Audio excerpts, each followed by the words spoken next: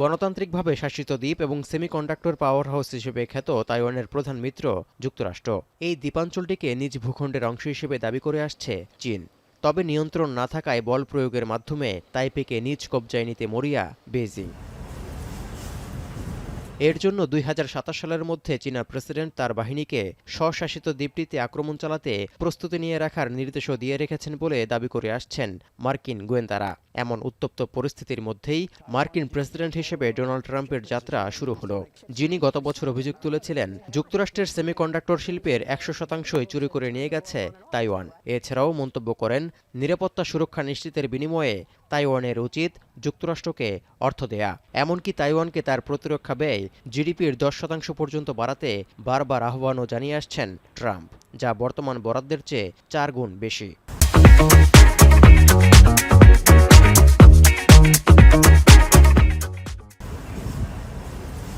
এই অবস্থায় যুক্তরাষ্ট্রের ক্ষমতায় ট্রাম্পের প্রত্যাবর্তনে উদ্বিগ্ন তাইওয়ানবাসী।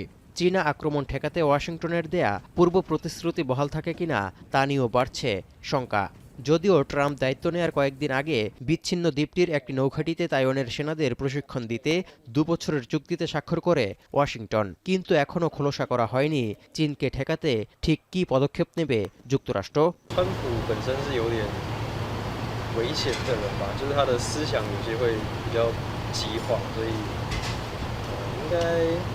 দশকের পর দশক ধরে ঘনিষ্ঠ নিরাপত্তা অংশীদারিত্ব বজায় রেখে আসা যুক্তরাষ্ট্রের ভবিষ্যৎ পদক্ষেপ নিয়ে যখন তাইওয়ানের জনগণের মধ্যে উদ্বেগ উৎকণ্ঠা তুঙ্গে, তখন আগুনে ঘি ঢালার পরিস্থিতি তৈরি করেছে অভ্যন্তরীণ রাজনৈতিক উত্তেজনা। গত বছর লাইচিংতে প্রেসিডেন্ট পদে জয়লাভ করলেও তার দল ডেমোক্রেটিক প্রোগ্রেসিভ পার্টি ডিপিপি পার্লামেন্টে সংখ্যাগরিষ্ঠতা হারানোয় ঘনীভূত হচ্ছে সংকট। দলটিকে বেকায়দায় ফেলতে মরিয়া তাদের প্রধান প্রতিদ্বন্দ্বী চীনা মদতপুষ্ট রাজনৈতিক দল কুওমিন্টাং বা কেএমটি।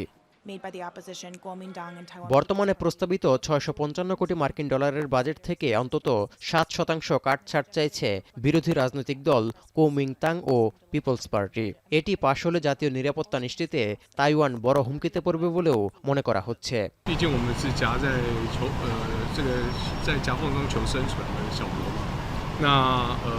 不管是要运用美国这边的这些政治利益，或者是我们在地缘政治上的优势等等。